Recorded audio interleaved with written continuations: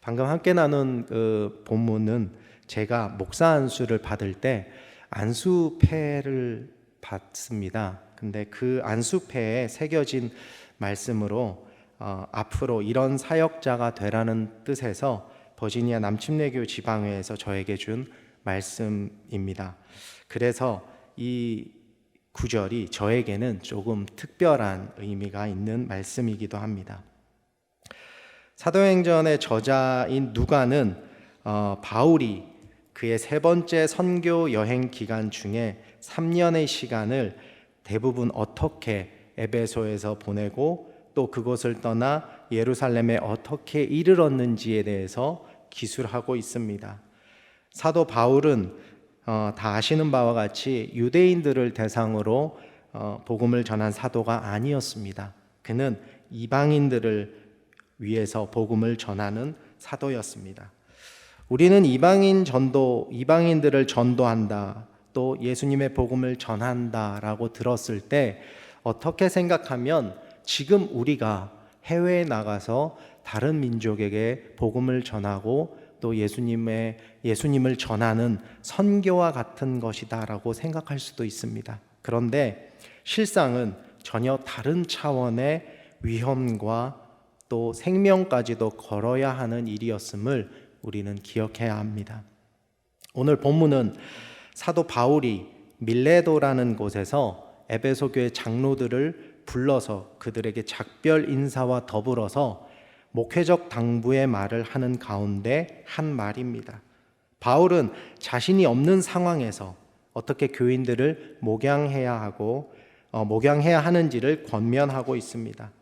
바울의 이 설교는 사도행전에서 그리스도인들을 대상으로 한 유일한 설교이기도 합니다. 또한 그가 공개적으로 한 세 번째 설교이기도 합니다.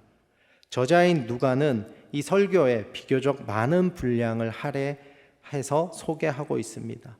그런데 저자인 누가는 자신의 그 첫 번째 책인 누가복음에서 기술되어 있는 예수님의 예루살렘에 이르는 그 여정과 그리고 사도행전에 지금 이렇게 나오고 있는 바울이 예루살렘으로 가는 그 여정을 왠지 그 여행간의 어떤 유사점을 발견할 수 있도록 그렇게 장치를 해놓았습니다. 다시 말해서 예수님과 마찬가지로 바울도 자신의 제자의 무리들과 함께 여행을 했다라는 것입니다. 사도행전 20장 4절입니다. 아시아까지 함께 가는 자는 베레아 사람 브로의 아들 소바도와 데살로니가 사람 아리스다고와 세군도와 더베 사람 가이오와 및 디모데와 아시아 사람 두기고와 드로비모라. 또한 예수님과 마찬가지로 그도 자신의 생명을 빼앗으려고 음모를 꾸민 적대적인 유대인들의 반대를 받았습니다. 20장 3절과 19절입니다. 거기 석 달 동안 있다가 배 타고 수리아로 가고자 할 그때에 유대인들이 자기를 해하려고 공모함으로 마게도니아를 거쳐 돌아가기로 작정하니 19절입니다. 곧 모든 겸손과 눈물이며 유대인의 간계로 말미암아 당한 시험을 참고 주를 섬긴 것과 그리고 예수님과 마찬가지로 바울 자신도 순환에 대해서 고난에 대해서 3번 연속적으로 예언을 하거나 예언을 받습니다. 그 중에는 바울이 이방인들의 손에 넘겨질 것이라는 예언도 함께 포함이 되어 있습니다. 20장 22절과 23절입니다. 보라, 이제 나는 성령에 매여 예루살렘으로 가는데 거기서 무슨 일을 당할는지 알지 못하노라. 오직 성령이 각 성에서 내게 증언하여 결박과 환난이 나를 기다린다 하시나. 계속해서 21절과 21장 4절과 11절입니다. 제자들을 찾아 거기서 이래를 머물더니 그 제자들이 성령의 감동으로 바울더러 예루살렘에 들어가지 말라 하더라. 우리에게 와서 바울의 띠를 가져다가 자기의 수족을 잡아매고 말하기를 성령이 말씀하시되 예루살렘에서 유대인들이 이같이 이 띠 임자를 결박하여 이방인의 손에 넘겨주리라 하거늘. 그리고 예수님과 마찬가지로 바울 역시도 자기 목숨을 내어줄 각오가 되어 있다라고 단언합니다. 또한 자신의 사명을 완수하고 그것을 피하지 않기로 결심합니다. 그 결심이 오늘 우리가 함께 나눈 본문 24절입니다. 끝으로 예수님과 마찬가지로 그도 하나님의 뜻에 자신을 맡겼음을 표명합니다. 21장 14절입니다.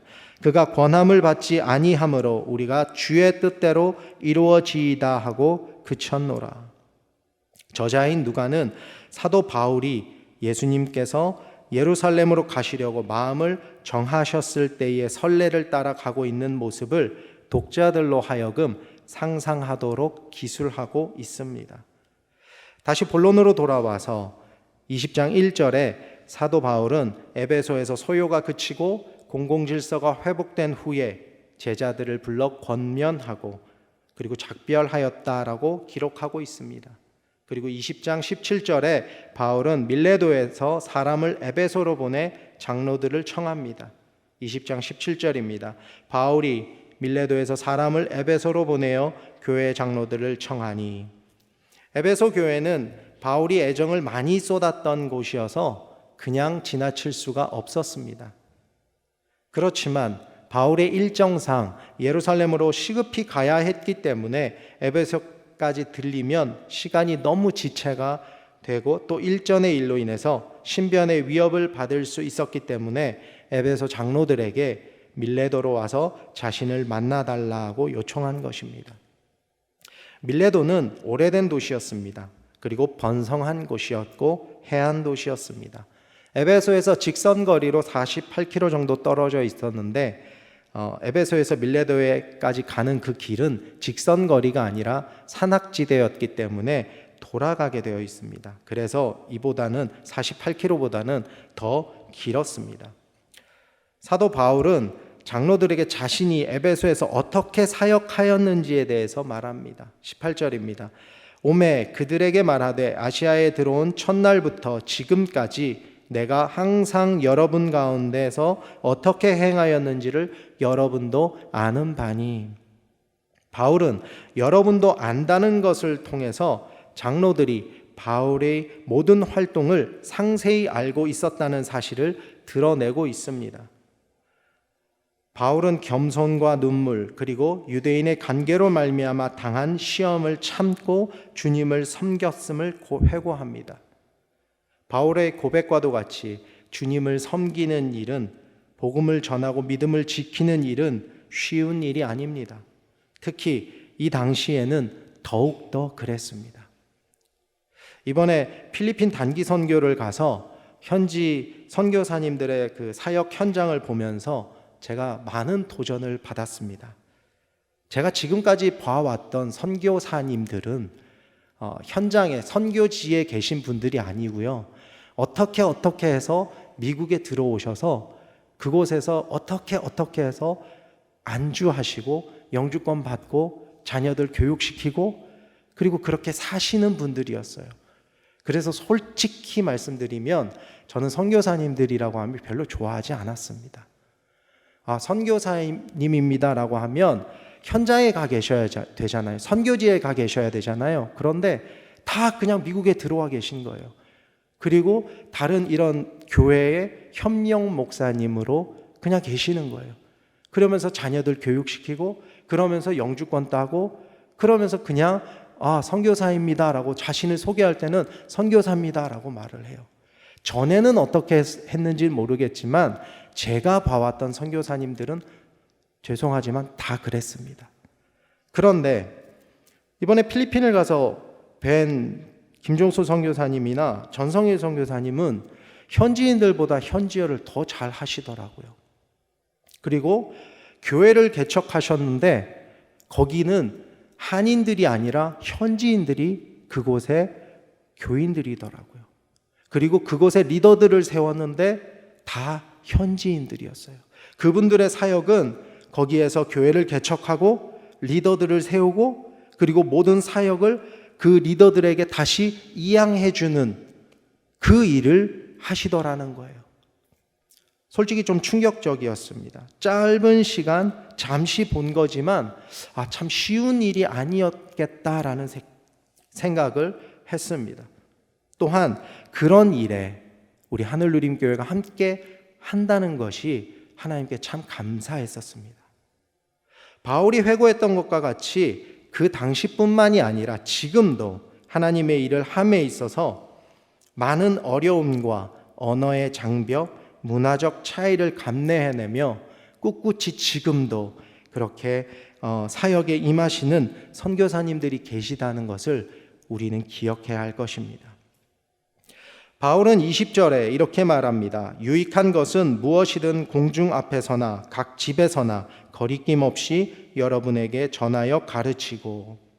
여기서 공중 앞에서나 각 집에서나란 표현은 대중 앞에서 연설한 것과 그리고 가정교회를 방문해서 가르친 것을 의미합니다. 김종수 선교사님께서 로스아미고스 교회를 소개해 주실 때 이렇게 말씀을 하셨어요. 무려 3년이 넘는 시간 동안 아주 조그만한 가정집에 모여서 우리가 예배의 처소를 갖게 해달라고 기도했습니다 라고 말씀을 하셨어요. 하나님의 교회가 세워지기 위해서는 처음부터 번듯한 건물이 있고 많은 성도들이 있는 상태로 교회가 시작될 수도 있겠지만 대부분 첫 시작은 가정에서 적은 인원으로 시작을 하죠. 우리 하늘누림교회도 처음에 그렇게 가정에서 시작하지 않았습니까?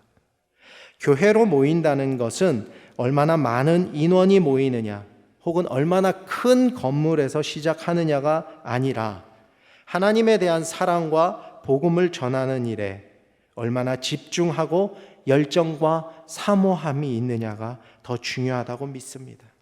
또한 하나님께서 주신 사명에 얼마나 더 순종하느냐가 더 중요하다고 믿습니다. 그런 점에서 우리 하늘누림교회는 하나님의 은혜와 사랑을 많이 받은 교회다라고 생각을 합니다. 22절을 먼저 잠시 보시겠습니다. 보라, 이제 나는 성령에 매여 예루살렘으로 가는데 거기서 무슨 일을 당할는지 알지 못하노라. 사도 바울은 이제라는 단어를 사용해서 앞으로의 계획에 대해서 밝히고 있습니다. 그는 이전까지 에베소에서 자신이 어떻게 사역했는지를 말했습니다. 그리고 앞으로 자신이 성령에 매여 예루살렘으로 가는데 거기서 무슨 일이 일어날지 모른다라고 말합니다. 그는 성령에 매여라는 표현을 쓰므로 성령의 주권적인 인도와 명령에 따른다는 것을 강조하고 있습니다. 즉, 자신이 예루살렘으로 가는 것은 자신의 의지와 결심에 따라 가는 것이 아니라 성령님의 인도하심과 명령에 순종해서 간다라는 사실을 밝히고 있는 것입니다. 23절에 사도 바울이 밝힌 바와 같이 그는 각 성에서 자신에게 결박과 환난이 그를 기다린다는 것을 알고 있었습니다. 그럼에도 그는 그것을 알고 있음에도 성령의 인도하심에 순종합니다. 그리고 그 결단의 고백이 바로 오늘 본문인 24절입니다. 24절을 한번 다시 보시겠습니다. 내가 달려갈 길과 주 예수께 받은 사명 곧 하나님의 은혜의 복음을 증언하는 일을 마치려 하면은 나의 생명조차 조금도 귀한 것으로 여기지 아니하노라. 사도 바울은 주님께 받은 사명에 대해 정확하게 알고 있었습니다. 오늘 본문을 통해서 우리가 알아야 할 것은 하나님께서 우리 하늘누림 교회에게 주신 사명이 무엇인지 정확하게 알고 있어야 한다는 것입니다. 우리 하늘누림 교회에게 주신 하나님의 사명은 10개의 지역에 10개의 교회를 세우는 것입니다. 그리고 지금까지 우리는 주신 사명에 잘 순종하여 왔습니다. 특별히 이번에 중고등부 아이들이 그 사역의 현장을 보고 오게 된 것은 하나님의 특별하신 은혜라고 생각을 합니다. 사도 바울이 받은 사명은 하나님의 은혜의 복음을 전하는 일입니다.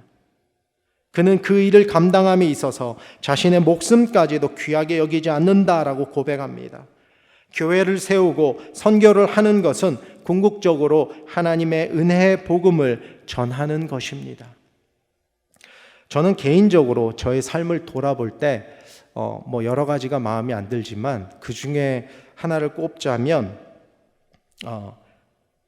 뭔가를 하고 싶은 일이 있을 때 그것을 끝까지 못한다는 겁니다. 예를 들어서 이런 거예요.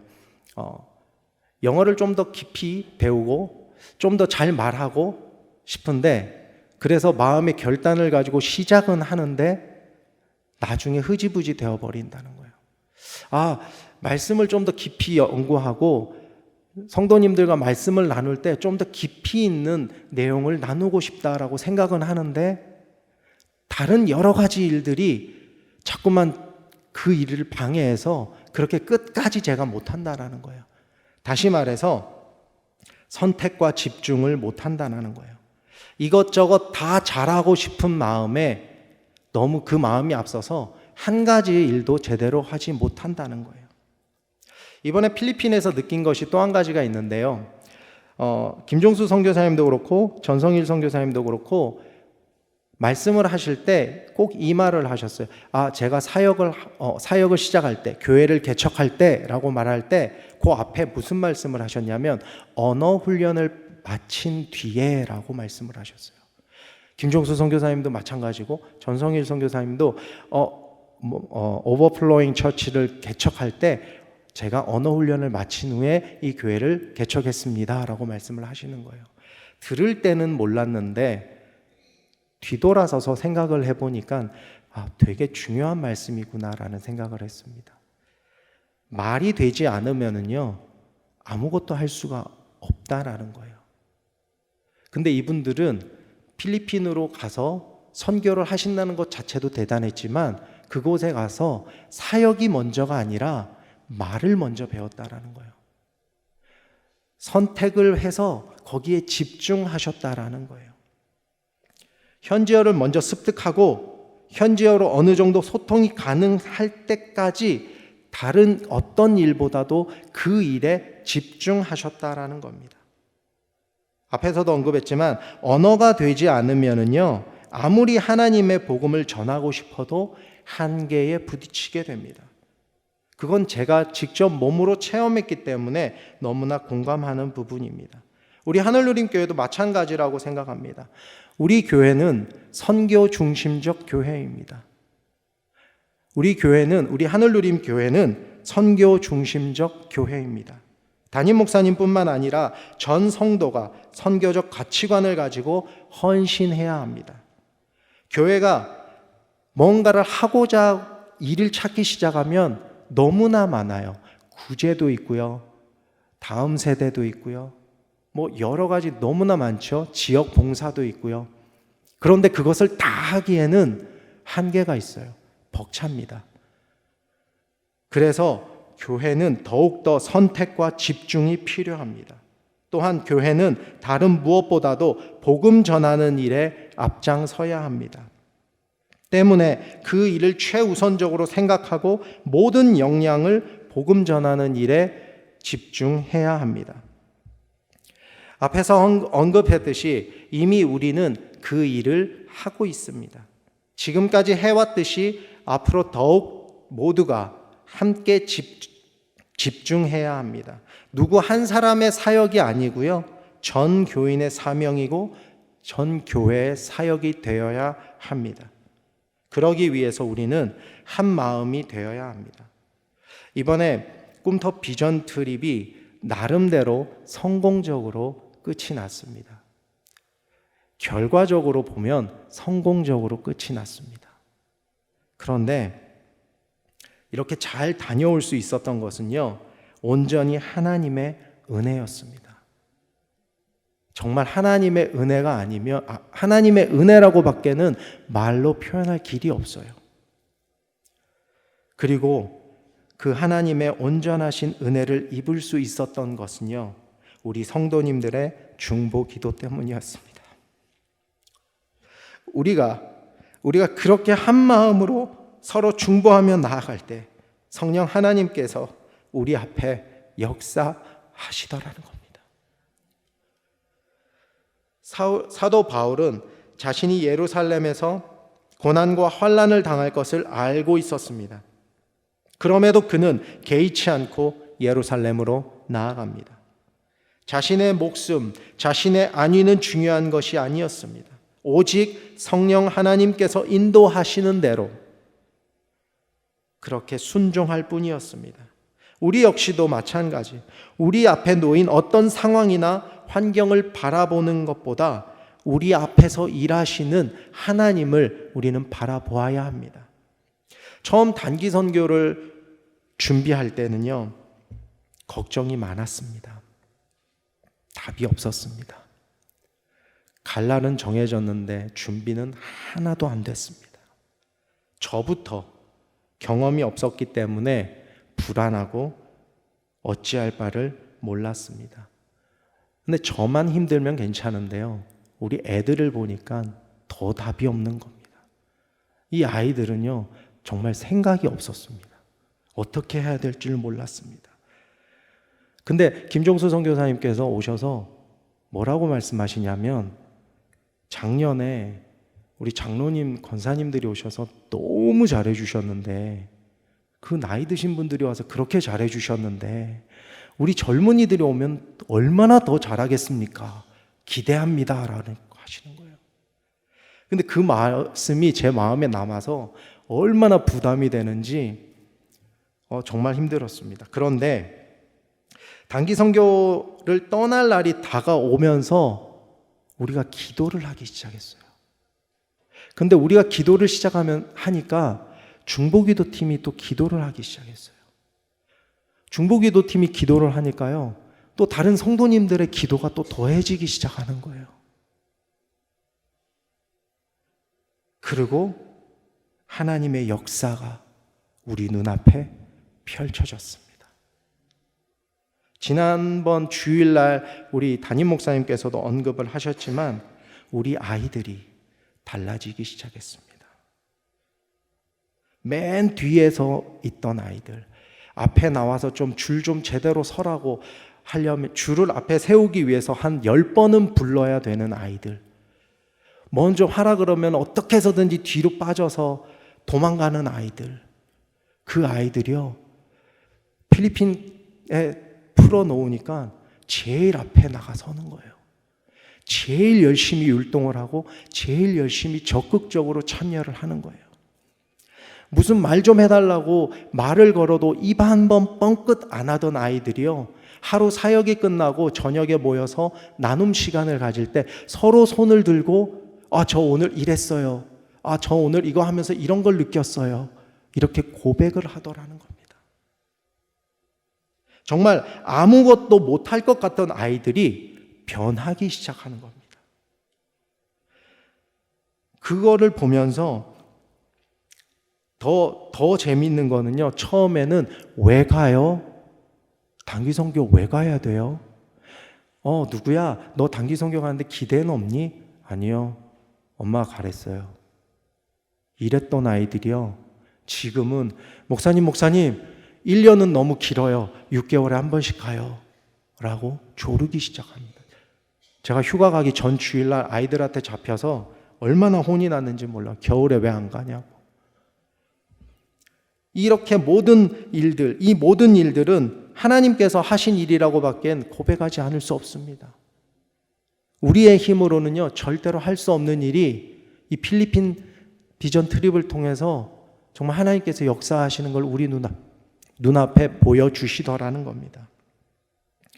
저는 이번 단기 선교를 통해서 복음을 전하는 일이 얼마나 귀하고 반드시 해야 될 일이며 그 어떤 일보다 최우선적으로 해야 될 일이라는 사실을 한 번 더 깨닫게 되었습니다. 사랑하는 성도 여러분, 저와 여러분들은 하나님께서 직접 부르셨습니다. 직접 세우셨습니다. 그리고 직접 쓰시는 하나님의 자녀들입니다. 그리고 하나님의 공동체입니다. 우리는 하나님으로부터 받은 분명한 사명이 있습니다. 그 일은 선교를 통해서 복음을 전하는 일입니다. 사도 바울의 고백과도 같이 우리가 그 복음을 전하는 일을 함에 있어서 어떤 상황과 환경에도 굴하지 않고 오직 믿음으로 순종해야 할 줄로 믿습니다.